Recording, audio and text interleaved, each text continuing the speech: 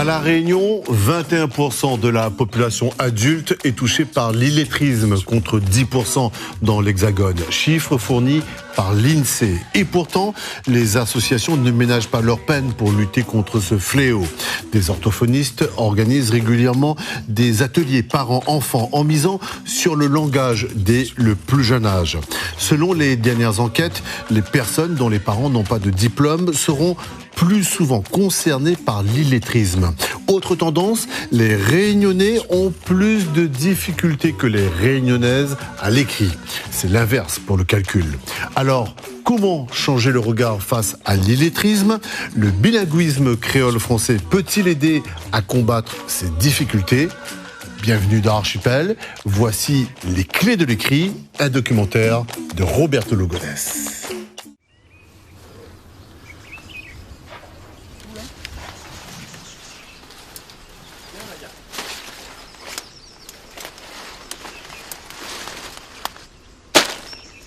C'est la saison, les sous-sous en ce moment.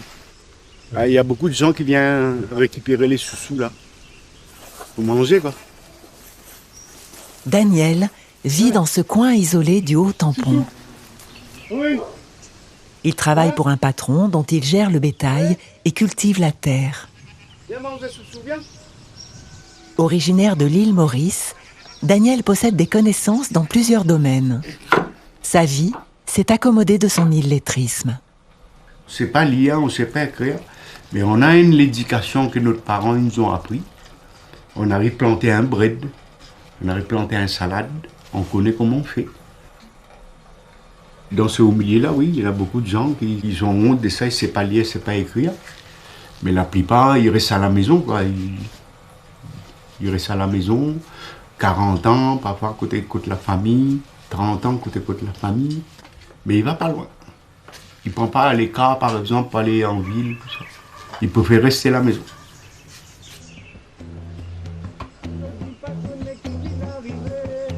Dans les zones rurales de l'île de la Réunion, l'illettrisme est une réalité qui engendre à la fois la honte et le repli sur soi.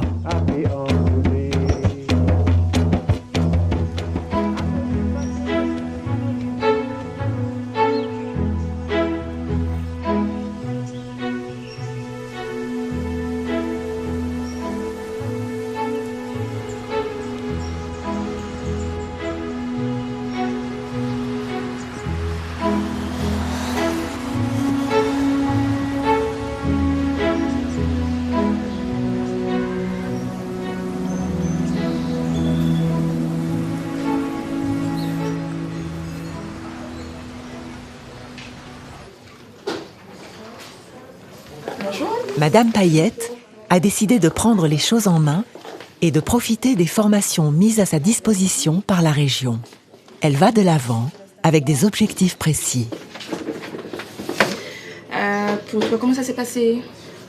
Ce qui m'a manqué dans la formation, Ouais. comme moi j'ai de grosses difficultés en lecture et en écriture, j'aurais aimé quand même que ça aurait pu prolonger pour avoir ça dedans. D'accord. C'était un peu court. D'accord.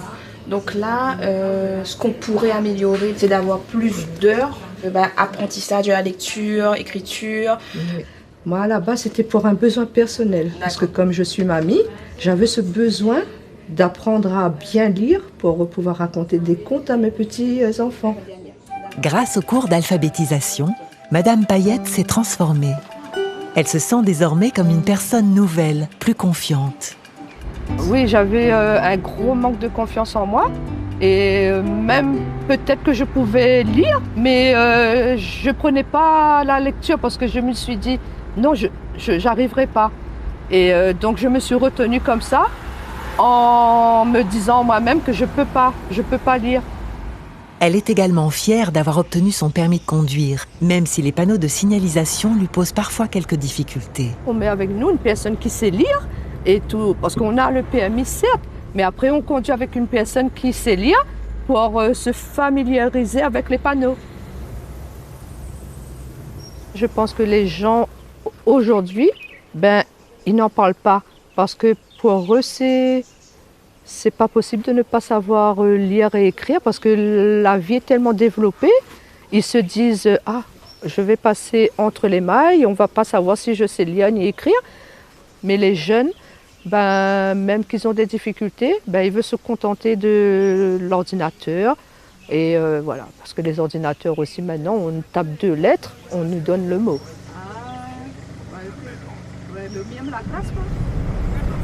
Lui, c'est mon tonton, mais il est très à 100%. Il a travaillé dans une usine qui fait des matelas, chaussettes, tout ça là. Mais sans pouvoir lire et tout ça.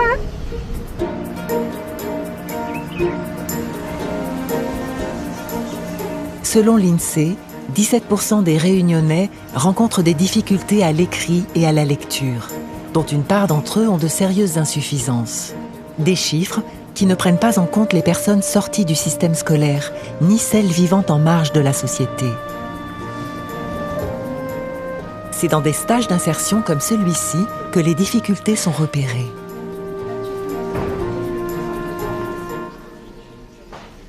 Donc bonjour à tous, donc bienvenue au centre Prépa Formation pour cette réunion collective. Aujourd'hui, c'est un accompagnement de remise à niveau ciblé sur l'illettrisme au départ. Donc c'est un projet pour les publics en situation d'illettrisme, que ce soit des personnes créoles, nées de la Réunion, mais aussi des personnes étrangères. Donc on veut vraiment des profils qui sont motivés. C'est tout un accompagnement global qui va se faire. Donc chacun va acquérir des compétences, développer des connaissances. Et normalement, tu étais au courant de ça. Français, créole, mahorais, malgache, autant de langues qui nécessitent des approches différentes pour permettre une meilleure maîtrise du français. Les difficultés qu'on a le plus, c'est tout ce qui est démarches administratives. Parce que, on va dire, des fois, ils n'ont pas cette capacité d'aller, comment dire, des fois, ils ont du mal à reconnaître. Ou ils ont, on va dire, honte de montrer qu'ils ont des difficultés. Donc ça aussi, ça crée une autre difficulté. Est-ce que Saïd dirige une mission locale qui accompagne les jeunes dans l'apprentissage de la langue et dans leur formation professionnelle. Mais tu penses que tu peux le faire? Quoi? Travailler dans le bâtiment ou... faire les trucs là-bas, ciment, tout ça. Ouais, ça va être compliqué. C'est compliqué là. Je pense que ça remonte à la dernière classe. Est-ce que vous avez fait une formation entre-temps? Ici, on a mis un ami. C'est bon? Pourquoi on l'a mis en premier? Parce que ça commence par un A. Non, A. Tu veux aller aux toilettes? Qu'est-ce que t'as?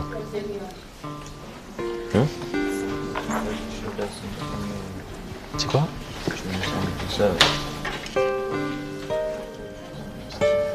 Alors, moi, je suis de nature, on va dire, altruisme. Donc, dès que je vois que le jeune que j'ai accompagné, dès le début, je vois sa progression, il arrive maintenant à se débrouiller seul, à être autonome dans sa démarche, je peux être satisfait, on va dire, de son parcours. Oui, il y en a plein. Il y en a plein. M apostrophe, M apostrophe. Certes, ces jeunes ont des difficultés, mais ils ont des capacités. C'est juste qu'ils ne savent pas comment mettre leurs capacités en valeur. Et nous, on est là pour les accompagner pour qu'ils puissent développer ou nous montrer leur potentiel. E à la fin, c'est pas le même verbe avec un T à la fin. Donc petite attention tout le monde, dès que vous avez fini votre test de positionnement, vous pouvez quitter l'information collective. Par contre, juste une information, à la rentrée, on va vous faire un test EVA. Donc c'est un test EVA qui a été développé par l'Association nationale de lutte contre l'illettrisme.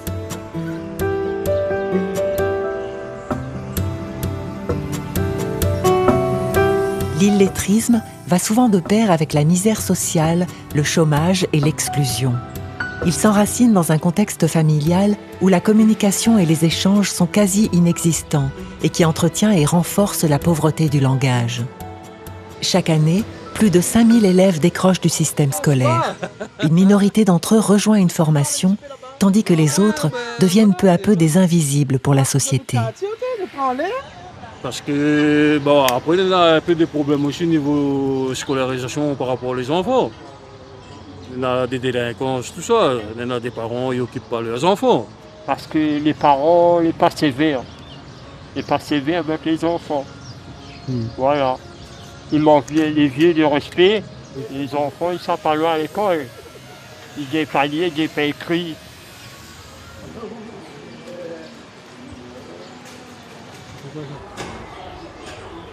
Le décrochage scolaire est comparable à une maladie dont il faut déceler les signes avant qu'elle ne se déclare. Pour prévenir un absentéisme précoce, le rectorat de La Réunion a mis en place les classes passerelles. Leur objectif, anticiper et agir en amont pour prévenir tout décrochage. Dans ce dispositif, les parents participent activement aux premiers pas de leurs enfants dans ce qui deviendra leur parcours scolaire. Et donc il est intéressant d'avoir vraiment le premier pas à l'école qui soit réussi. Une vraie réussite, qu'est-ce que ça veut dire? Ça veut dire des parents confiants, ça veut dire aussi des enfants qui sont sereins quand ils vont à l'école et qui apprennent de l'autonomie, qui prennent plaisir à apprendre. Et on joue, on apprend en jouant en fait. Et le fait de montrer aussi aux parents quel est l'intérêt de ce jeu et des apprentissages, ça aide aussi à lutter contre le décrochage scolaire. Parce que si un parent comprend l'intérêt de l'école avec son enfant, c'est là qu'on lutte au mieux.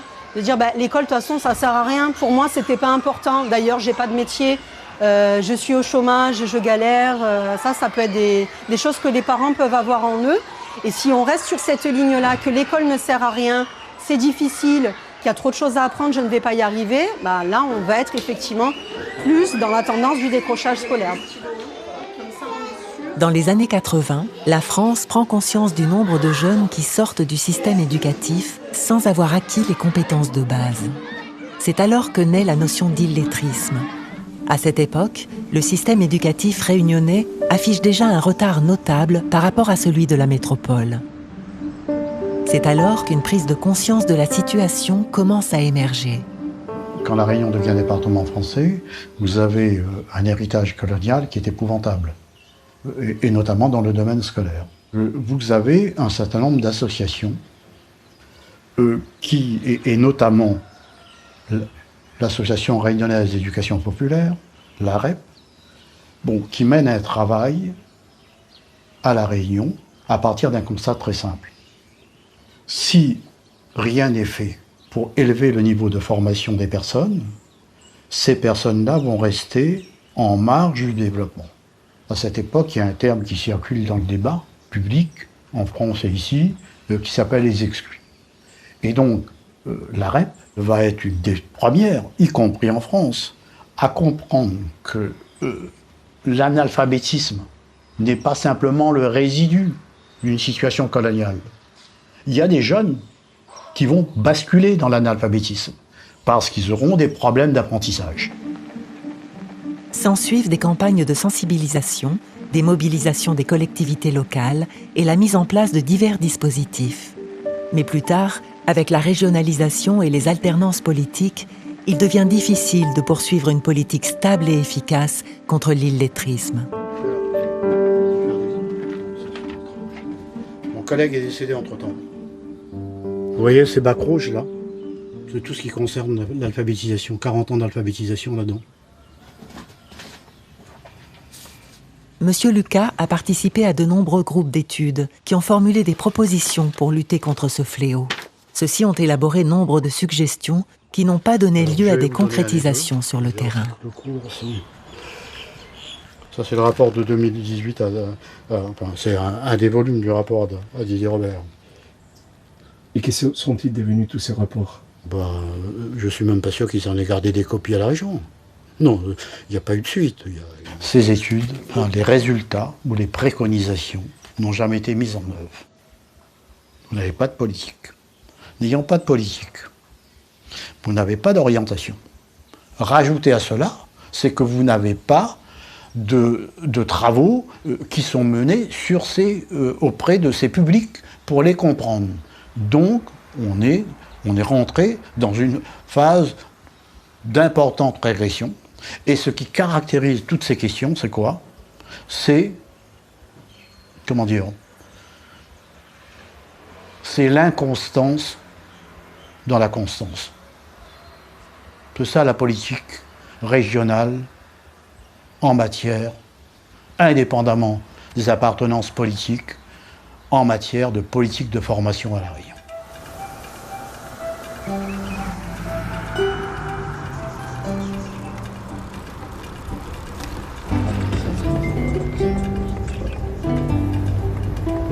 Oui, maman. Oui. Excusez-moi. C'est maman comme c'est sa voiture. Donc, voilà.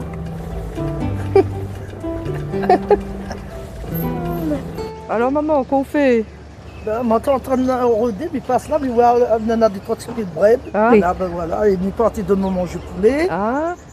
La mère de Madame Payette vit dans un village des Hauts de Saint-Joseph. Elle perpétue la tradition créole à l'ancienne. Encouragée par sa fille, elle a commencé à suivre des cours. Mais à son âge, cela n'est pas une tâche facile. Et jusqu'à l'heure, même que m'y connais un peu, que m'y sens moi, m'en l'air pas parce que m'y comprend rien. Mais même que va parler jusqu'à l'heure, m'y comprend rien. Alors m'y sens moi isolé. Alors m'y sens moi à part de. Ce serait très bien de mettre en place, même dans les administrations, de mettre vraiment le parler créole pour remettre à l'aise aussi nos anciens. Il bloque, moi, ne connaît plus comment parler. Elle perd ses capacités. Voilà. Elle perd ses moyens. Mais perd tout. Quand elle va dans l'administration, du coup, elle a l'impression que la personne en face d'elle ne peut pas la comprendre, seulement la façon qu'elle parle. Et donc, mais parle pas du coup, c'est dommage de croire qu'on ne peut pas mettre en avant notre créole, notre langage. Et moi, c'est difficile pour moi en français. Moi, c'est le créole, c'est le créole. C'est assez lourd. Les 3/4 de la population réunionnaise utilisent le créole pour communiquer. Pendant longtemps, cette langue a été mise de côté et considérée comme un frein à l'apprentissage du français. Voilà. Et il y a eu pendant très longtemps, et jusqu'à récemment, problème culturel, problème psychologique. C'est-à-dire que, pendant longtemps, le créole réunionnais et les autres créoles n'étaient pas considérés comme des langues. Et puis les gens se disaient, moi j'ai besoin d'apprendre à lire au français, donc il faut passer tout de suite au français. Dans le bureau d'Axel Gauvin, des affiches illustrent les différents apports linguistiques ayant engendré le créole réunionnais. Vous avez les Indo-Portugais, ce qu'ils ont amené ici, ce que les Bretons ont amené. Des noms comme Silaos, ça vient directement du malgache, Salazie, ça vient du malgache. Bébour, les Macs, le tampon, Bérive, Bézave, etc., ça vient du malgache. Au départ, l'île est déserte. Des gens arrivent dessus, mais à une époque où on ne parle pas forcément français partout, il y a énormément de gens qui parlent des langues d'Oil ou des langues d'Oc. Évidemment, le français a une importance grande pour la constitution du créole réunionnais, mais c'est loin d'être la seule langue. Ne pas prendre en compte la langue et la culture créole crée une insécurité linguistique et une absence de motivation pour l'apprentissage. Le problème de l'illettrisme m'a toujours, je peux dire, ému, quoi. Moi, je serais pour que l'on fasse une alphabétisation bilingue, comme ça se passe dans certains pays d'Amérique du Sud, où les gens, ils parlent les langues indiennes et ils sont alphabétisés dans leur langue indienne et en espagnol en même temps. Ça, c'est quelque chose qui est peut-être la solution et à laquelle il faut réfléchir vraiment. Quand je dis uniquement pour ces gens qui sont dans les zones qui produisent des illettrés. Bon. Et ça, on sait très bien que les REP, réseaux d'éducation prioritaire, et les REP+, en particulier, ce sont dans ces zones-là qu'il y a tous les ans de nouveaux illettrés qui apparaissent. Donc dans ces zones-là, moi je serais pour que l'on, non pas pour qu'on étende une solution miracle, mais que l'on tente des solutions nouvelles. Vous savez, apprendre une correspondance entre lettres et sons, qui est compliqué. Apprendre à lire dans une lecture dans une culture qui n'est pas la leur, bon, dans une langue qu'ils ne possèdent pas, cela devient trop compliqué pour une grande partie de la population. En fait, c'est notre école qui fabrique les illettrés. Pour moi, c'est aussi simple que ça. Bon. Pourquoi? Parce qu'elle utilise des méthodes, bon, elle ne se pose aucun problème. Voilà. Elle fait comme si les gens possédaient le français, comme si les gens possédaient la culture française. Mais comme ça n'est pas le cas, eh bien, bon, on va vers l'échec, dans un nombre important de cas. On compte aujourd'hui une 50aine de classes bilingues français-créole à La Réunion. Cet apprentissage est indissociable d'une revendication culturelle vers laquelle tend de plus en plus la société réunionnaise. Ce que j'ai pu observer, c'était un manque de confiance au niveau identitaire des créolophones qui n'osent pas aller vers les autres langues, tout simplement parce qu'à la base, ils n'ont pas confiance, ils n'ont pas conscience aussi de la valeur de leur langue, de ce qu'ils véhiculent en s'exprimant en créole. La place d'une langue dans une société, elle dépend également de la façon dont elle est valorisée. Toutes ces choses-là dépendent des décisions politiques. Regarde à moi avec son sourire, il connaît pas son avenir. Laisse-moi vivre un peu vaillant. La langue française équivaut à la réussite sociale, etc. Ça peut partir de plusieurs constructions mentales que l'on a quand on va se positionner dans un processus d'apprentissage. Laisse-moi vivre un peu vaillant. Alphabétiser en créole uniquement et ne pas lui donner la possibilité de lire le français, ça ne sert à rien dans la réunion d'aujourd'hui et très probablement ça ne servira à rien dans la réunion de demain. Voilà.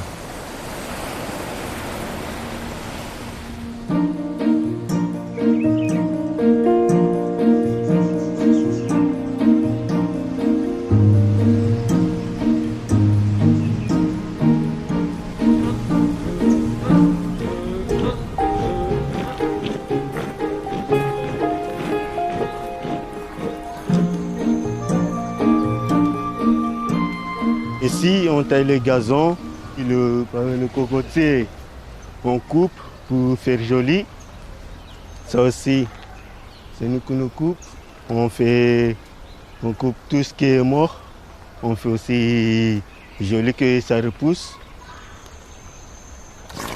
Ce n'est qu'en rejoignant le régiment du service militaire adapté que Boinali a découvert son intérêt pour les plantes et leur entretien.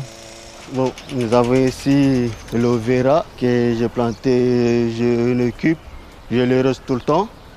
Quand je sortirai ici, j'aimerais bien faire aussi paysagiste, à planter, à arroser et aussi à couper les arbres. Et ce sont mes collègues qui me font rappeler le nom de plantes. Ici, j'ai appris à lire, à compter. Et aussi, j'ai appris aussi beaucoup de choses ici. Elles sont soit écrites explicitement dans le texte, d'accord, soit les réponses... Chaque année, des milliers de jeunes se tournent vers le RSMA pour mettre le pied à l'étrier et s'insérer dans le monde actif. Parmi eux, beaucoup ne maîtrisent pas les savoirs de base, lecture, écriture ou encore calcul. Il ne faut pas être en retard pour le rassemblement. Excellent. Super. Non, qu'est-ce qui se passe? Alors, là, on est presque à combien? On a dit presque 500 €. Presque 500 €, si j'enlève 200 €, ça fait combien? À votre avis? C'est très bien. Pour si. Qu'est-ce qu'il y a écrit sur celui-là? Si. Oui. Bouche. Bou. Bouche. Oui, bou. Boucher. Boucher. Cuisinier, cuisinière.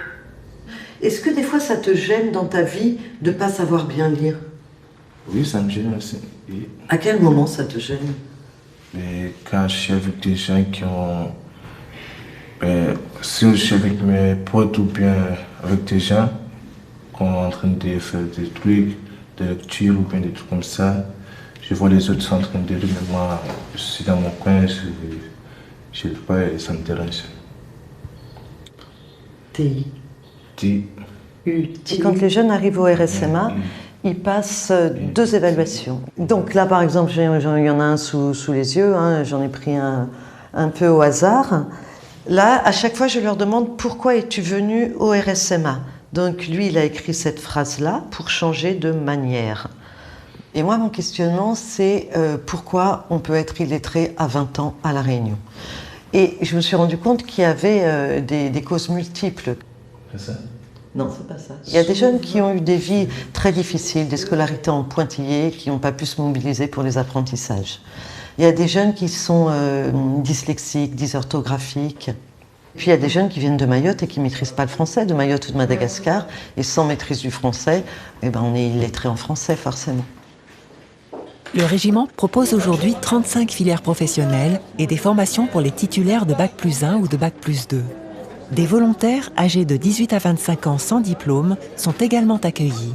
Pour eux, l'acquisition des savoirs de base s'accompagne de contraintes, de discipline et de l'apprentissage du savoir-vivre. On évalue sur l'île de La Réunion 44 000 jeunes qui sont aujourd'hui, donc jeunes de moins de 25 ans, hein, de 18 à 25 ans, qui sont considérés comme nets, c'est-à-dire ni en emploi, ni en formation, ni scolarisés. Et ces jeunes-là, ces 44 000 jeunes-là, évidemment, on essaie d'aller les chercher tous, très loin, dans le cadre de nos informations qu'on fait dans les lycées ou qu'on fait auprès des missions locales ou auprès des communes. On touche chaque année avec l'information SMA à peu près 10 000 jeunes. Et sur les 10 000 jeunes, il n'y en a que 1 400 qui viennent franchir nos portes. Donc ça veut dire qu'il y a encore beaucoup de travail à faire, effectivement. C'est l'une des forces du SMA, c'est justement ce qu'on appelle cette approche globale. Le jeune, on va le prendre dans toutes ses dimensions, dans sa dimension personnelle, dans sa dimension psychologique. Et donc derrière, on va travailler sur le savoir-être, sur son positionnement, comment on parle aux gens, comment on se comporte. Et donc ça ne peut se faire que dans un cadre un petit peu, je ne vais pas dire restrictif, mais un petit peu directif, un cadre éducatif strict qu'est le cadre militaire.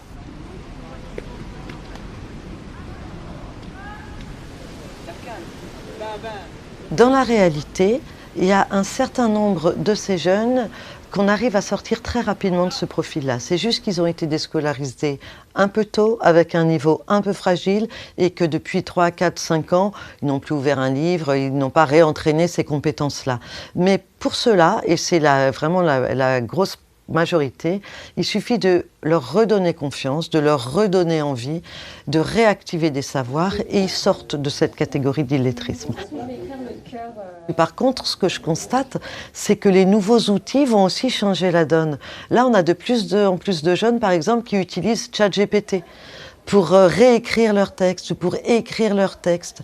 Donc moi, je me demande quelle va être la place de l'écriture et comment ça va être, les cartes vont être rebattues.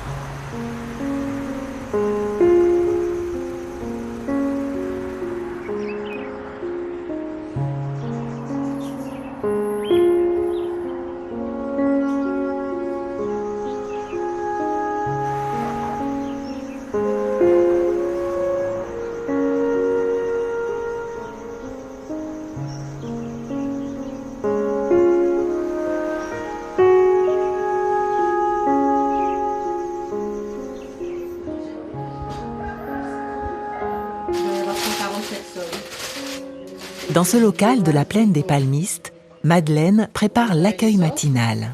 Alors cette association, donc, elle existe depuis 2010 et nous avons toujours travaillé sur l'illettrisme et l'illectronisme parce que on sait que l'illettrisme, bon, bien sûr, ce sont des gens qui savent lire mais qui ont perdu l'habitude de lire. Ce n'est pas de l'alphabétisation, de l'analphabétisation. Un illettré, c'est quelqu'un qui sait lire, qui sait mal lire. C'est-à-dire que moi, mes parents, mon père et ma mère ne savent ni lire ni écrire. Et nous, on a appris à lire tout seul.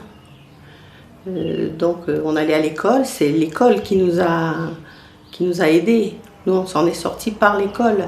Ne pas savoir lire, ne pas savoir écrire, c'est une vraie difficulté pour s'insérer dans le... Il y a des gens qui arrivent très bien, hein. Il y a des gens qui arrivent à être dans le monde alors qu'ils n'ont pas ces compétences-là. Mais d'autres non. Salut. Comment vous voulez?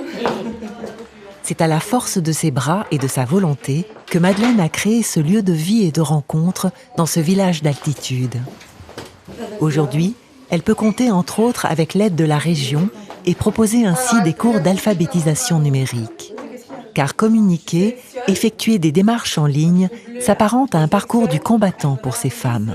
Je pense qu'il y a plus de femmes que d'hommes parce que les femmes osent plus facilement. Les hommes ont une forme de timidité, de gêne. Ça paraît plus compliqué pour eux. Alors que les femmes, elles ne voient pas ça comme une fatalité. Elles se disent, j'y vais. Je vais apprendre ce que je peux apprendre, j'en retirerai toujours quelque chose.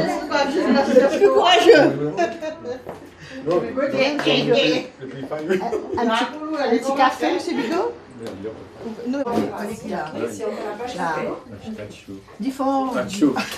Monsieur Bigot est une vieille connaissance de l'association. C'est ici qu'il a appris à lire et à écrire. Il a même rédigé un livre avec des souvenirs de sa vie. Solange, elle, démarre aujourd'hui son apprentissage. C'est la première fois que je viens, c'est pour pouvoir apprendre à lire et à écrire aussi, surtout les lettres alphabet A, B, C, D. C'est ça, je ne comprends pas. Ajouter par exemple le A, le C, c'est quoi il veut dire, tu comprends? Enfin, moi, je veux apprendre cette lettre-là. Et puis, écrire un peu aussi. Et je ne gagne pas fait une lettre. Ça me regrette. Et jamais trop tard, mais pour moi, je me trouve un petit peu tard. Moi, à 69 ans. Et puis voilà. Et c'est là le moment où je vais apprendre. Moi, je n'aime pas, par exemple, comme là, les pleines mondes là, comme tu as monté à moi comme ça, mais trop les gens, ils rient de moi, parce que je ne connais pas lire. Enfin, les gens, ils rient de nous, là, comme ça, tu comprends? Mais ils voudraient, par exemple, là, comme ça, et voilà, ou dire, moi, ça est comme ça, mais écoute, après, j'espère avoir enregistré dans nos têtes. C'est ça, je veux. Et monsieur aussi, là, lui, pour écrire aussi. Mes amis. Hein? Mes amis apprendre ici. Ah, déjà appris? Oui. Ah, d'accord. Magnifique demain en 2017. Ah, d'accord. Oui. Et au fil, il rentre un petit peu de tête? Oui. Il est difficile, mais difficile quand même. Oui, difficile. Faut pas le mot français, c'est difficile d'écrire français. C'est difficile pour écrire ça. Écrire. Ah oui, régulier.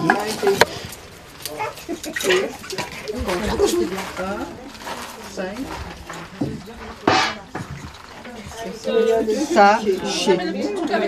Ça. Le son, ça. C'est comme le son sucre. Voilà. Ça. Chez. Che. Le son che. Voilà, très bien.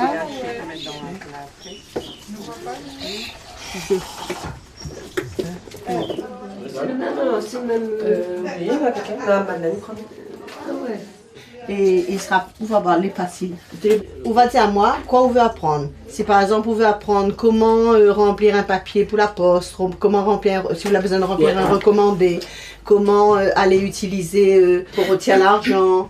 Moi, je connais des frichés. L'argent, on connaît l'argent. L'argent. Compter. Billets de 100, 200, 300, 400, on connaît. 4 000 euros, 5 000, 10 000, 20 000, on connaît.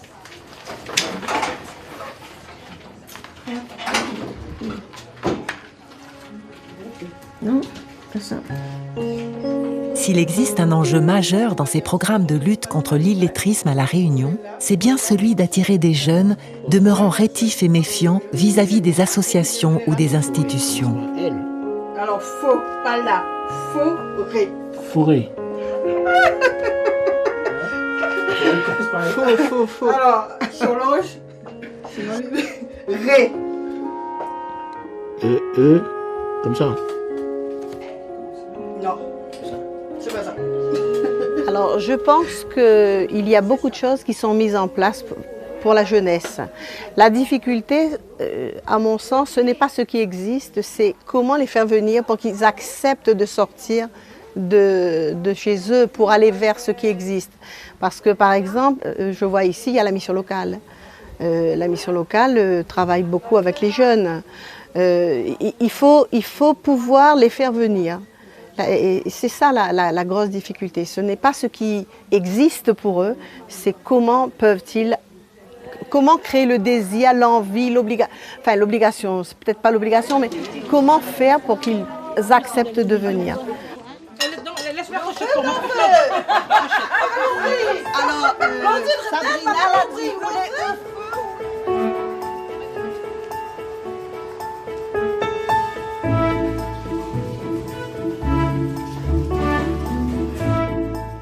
Lors des achats quotidiens, les étiquettes des produits tout le long des rayons sont autant de signes qui peuvent entraîner des difficultés, voire des dangers, si on ne les décodifie pas ou mal.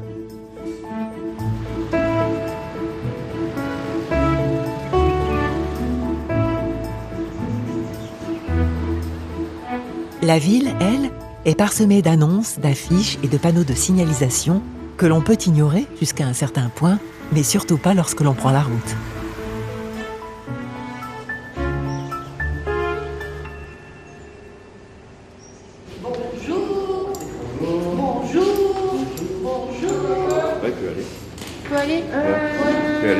Alors, Davy, votre dossier il a été validé vendredi matin, donc c'est bon, on va pouvoir passer le code. Gaëlle et Catherine ont créé cette auto-école sociale et solidaire avec des méthodes adaptées aux personnes en situation d'illettrisme ou ayant des difficultés liées à des fonctions cognitives.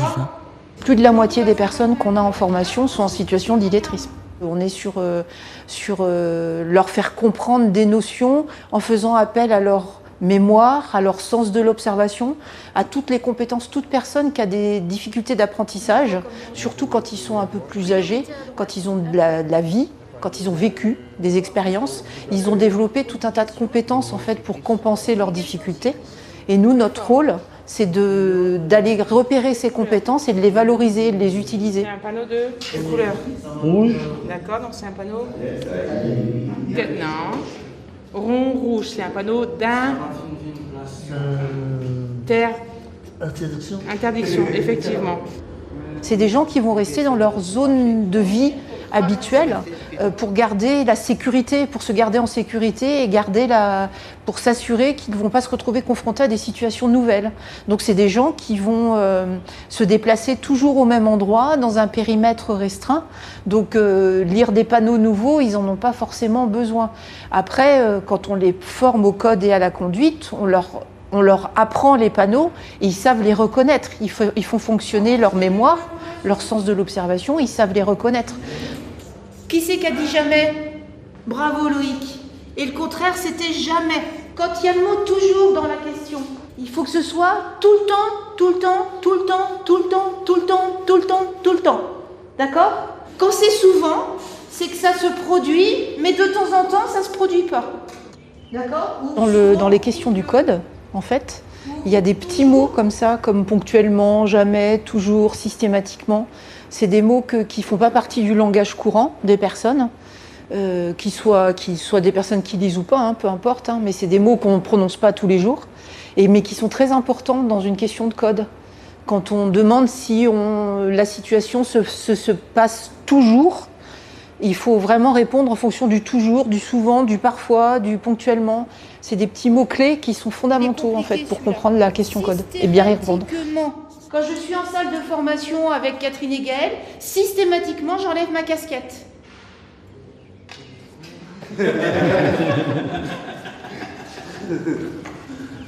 Est-ce que c'est la situation d'illettrisme qui a mis les gens en échec et en fracture sociale et en difficulté, ou est-ce que c'est les traumatismes qu'ils ont vécus ou un rapport à l'école qui a été pas bon, qui les a mis en situation d'illettrisme? C'est un tout.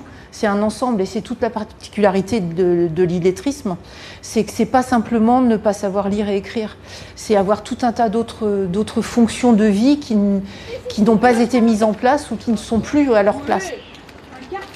Alors, si je veux tourner à droite, qu'est-ce que je dois faire? Lequel? Je mets mon clignotant à droite et là je vais sortir à côté, d'accord? Impeccable. Thomas. Le but de ce travail, c'est de vivre la compréhension d'une règle par l'expérience physique, en fait. Comme c'est des personnes qui vont pas forcément pouvoir le regarder sur le livre de code, l'apprendre sur le livre, on leur fait vivre par le corps l'expérience. Droite. Ouh là là, Tu allais dans quelle direction? À droite. Tu allais à droite, donc à droite c'est là-bas. Oui. Pourquoi t'es venu sortir? Quand on apprend à lire, on apprend à séquencer les choses et on apprend tout un tas de compétences, ça déclenche tout un tas de compétences clés, comme par exemple la situation dans l'espace. Le fait de savoir se positionner physiquement, et tout est lié en fait. La lecture n'est pas que savoir lire et écrire, ça déclenche tout un tas d'autres fonctions cognitives, d'autres capacités. Et là, on cultive avec eux le fait de se déplacer, de se situer quelque part.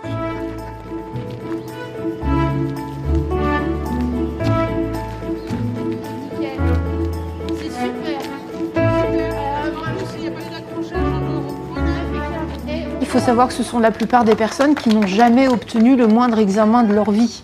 Et ils n'ont aucun diplôme, aucune reconnaissance de quoi que ce soit. Donc obtenir le code, c'est souvent pour beaucoup le premier examen qu'ils obtiennent dans leur vie. Donc c'est énorme, c'est une victoire énorme. Donc régulièrement, vous allez avoir des questions pour savoir. Ensuite, le pied droit, tu peux le mettre face à la pédale gauche.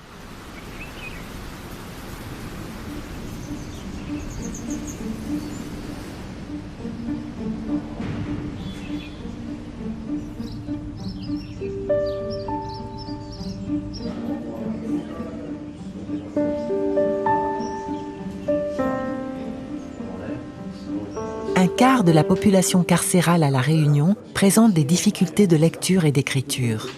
Le centre pénitentiaire de Saint-Denis forme des détenus qui maîtrisent les bases de la lecture, mais qui ne sont pourtant pas autonomes dans la vie de tous les jours. Bâti, ment. Peut-être quelque chose ici en plus pour faire ment. Nous, on intervient sur tous les détenus arrivants sur l'établissement. Ceux qu'on repère en grande fragilité et en situation d'illettrisme, on les incite, en les mettant en confiance, à participer aux ateliers et aux différents cours qu'on propose.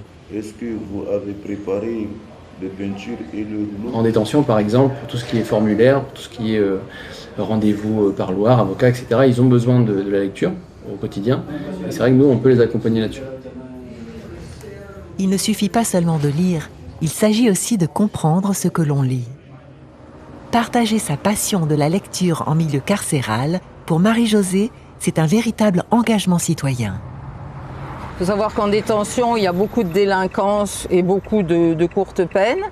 Donc qu'il faut donner un sens à ce séjour en prison parce que tout simplement, ces détenus, qui sont aussi par ailleurs souvent des citoyens, vont rejoindre la société. Donc nous sommes tous concernés quelque part. Aujourd'hui, la séance, ça va consister à commencer à lire des passages donc, du livre dont je vous avais parlé, qui s'appelle « Sur les chemins noirs » de Sylvain Tesson. L'association Lire pour s'en sortir offre des ouvrages qui par la suite donneront lieu à des échanges entre les prisonniers. Le but de la prison, c'est évidemment une sanction, mais c'est aussi de préparer une réinsertion. Donc, partant de là, la lecture, pour moi, a un rôle à jouer dans le sens où elle ouvre un monde à elle toute seule. Le bois était humide et je souffrais tellement sur les braises. Honnêtement, nous sommes confrontés à beaucoup de cas d'illettrisme dont les personnes n'ont pas forcément conscience. À l'âge de 12 ans, 13 ans, ils sont sortis du système scolaire sans qu'apparemment personne ne s'en inquiète véritablement. Alors que l'école est obligatoire en France jusqu'à 16 ans. Donc il y a une espèce d'errance scolaire, une errance dans le parcours scolaire qui fait que ce qu'ils ont appris n'a jamais été vraiment consolidé. J'ai le message parce que lire nuit gravement à l'ignorance. Et que dans la vie, effectivement, quand on est ignorant de choses, et on est tous ignorants de plein de choses. Les détenus doivent ainsi remplir des fiches et rédiger des avis. Un îlot de relative tranquillité dans le vacarme de la prison. Alors la lecture, ça me permet de m'évader. Dans la lecture, je retrouve un équilibre. Ça me permet déjà de m'évader de la prison. En fait, c'est comme si je ne suis pas enfermé. Pour moi, c'est la porte le soir, quand il se ferme, je ne suis pas enfermé.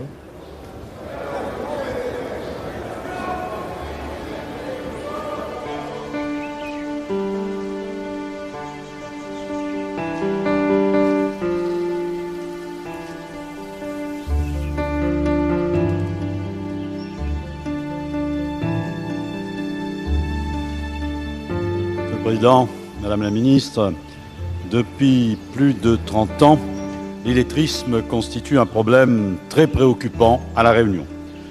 Aussi, pour que les changements apportés à la lutte contre l'illettrisme à La Réunion ne soient pas uniquement cosmétiques, quelles seront, Madame la Ministre, les orientations nouvelles, tant au niveau des moyens que des dispositifs, qui seront mises en œuvre à compter de l'année prochaine pour que l'ensemble des objectifs initiaux soient enfin atteints? Je vous remercie. L'illettrisme est l'affaire de tous et constitue un défi majeur pour notre République.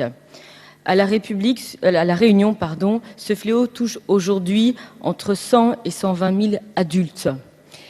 Aussi, il faut agir fortement pour une acquisition la plus précoce possible du vocabulaire, que ce soit par la stimulation de la mémoire ou encore par la lecture de textes de qualité afin de susciter le plaisir d'apprendre à lire et à écrire.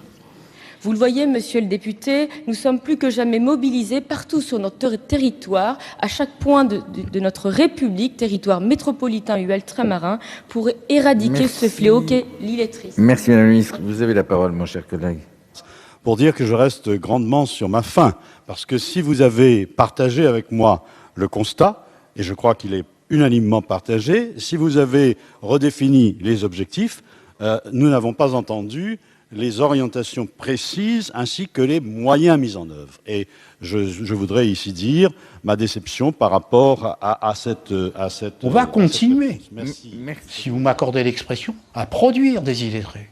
Parce que vous allez avoir des jeunes gens, des jeunes filles, qui sont passés par l'école, qui sont passés par les lycées, mais qui ont eu des difficultés dans leur apprentissage.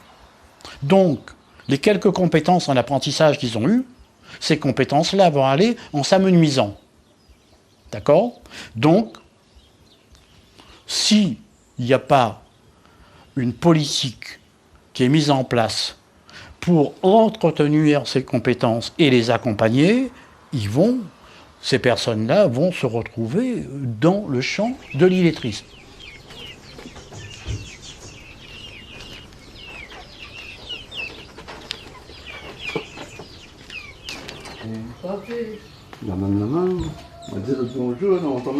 Dans un parcours de vie où la scolarité et l'apprentissage ont manqué, c'est l'amour d'une famille, comme celle de Madame Payette, qui devient un véritable pilier des existences de chacun.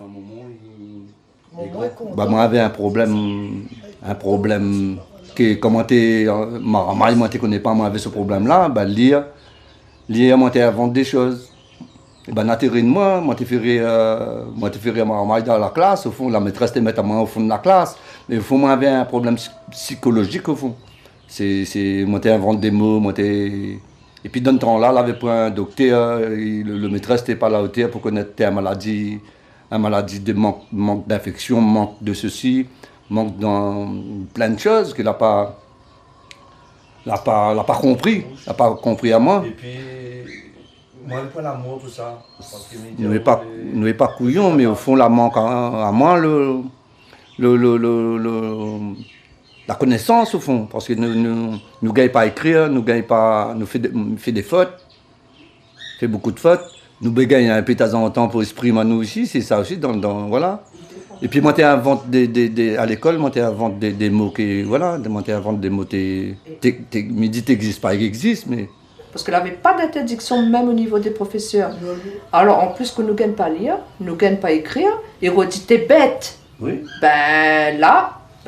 On essaie de faire rien du tout. Et puis pour la couleur aussi. Il y avait beaucoup de racisme. Alors on était rejetés, on était dans un coin. Et même les maîtresses d'école, il y avait de certaines maîtresses d'école respect, étaient racistes. Ils trappaient à nous, ils mettaient dans un coin. Parce que nous étions malchancés pour commencer et nous n'avions pas rien. Et ben nous étions dans un coin, tout le long de la journée comme ça. Et il a montré par nous, on n'y connaissait pas rien. Rien. Il était à zéro. Mais à un moment donné, et voilà, nos parents là tirent nous à l'école et nous a resté à la case. Mais en même temps, là dans mon plaisir et le goût, l'amour d'un moment. Et ça pour moi les gaillards et les riches, parce que c'est grâce à elle, nous, voilà.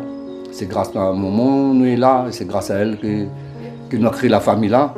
Merci. Maman est contente on a vous dire ça aujourd'hui. Ouais. À ce moment aussi là, maman débat pour faire grandir les autres. Mon travail m'a fait grandir les autres. Moi je pense que tant qu'on n'aura pas trouvé des gens pour qui ce nombre d'illettrés, ces dizaines de milliers d'illettrés, tant qu'on ne trouvera pas quelqu'un pour qui c'est un vrai scandale, ben, le problème ne sera pas réglé. Alors il faut trouver des gens qui ont un pouvoir de décision. Et quand je dis décision ici, c'est décider que l'on fera l'expérimentation, pas plus que ça. Donc c'est pas un bien grand risque. Hein. C'est l'après-midi des pousottes, on va dire encore une fois, l'après-midi des pousottes, les poules tout le quartier, les poules de mon autre seigneur, je veux vraiment fêter parce que 60 ans c'est une fois dans une vie. La jeunesse aussi du Chaudron qui vient s'exprimer en l'honneur de l'anniversaire des 60 ans du Chaudron, un quartier mythique de cette commune de Senlis, notre chef-lieu. Argument de campagne politique, objet d'enjeux partisans avec des dispositifs qui disparaissent ou se transforment au gré des alternances, l'illettrisme à La Réunion est une notion en constante évolution et qui reste encore confuse.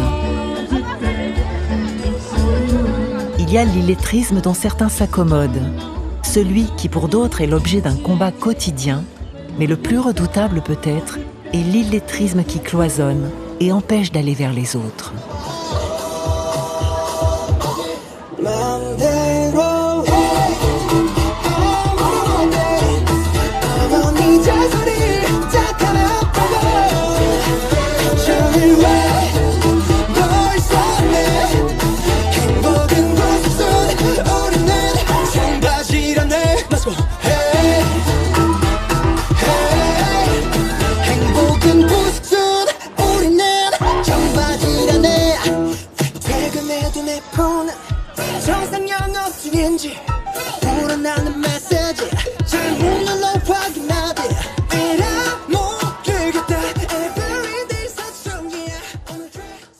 Voilà pour les clés de l'écrit. Vous pouvez retrouver ce très beau documentaire sur notre page Archipel, sur les réseaux sociaux, mais aussi en streaming sur notre site internet Réunion la Première, lapremière.re.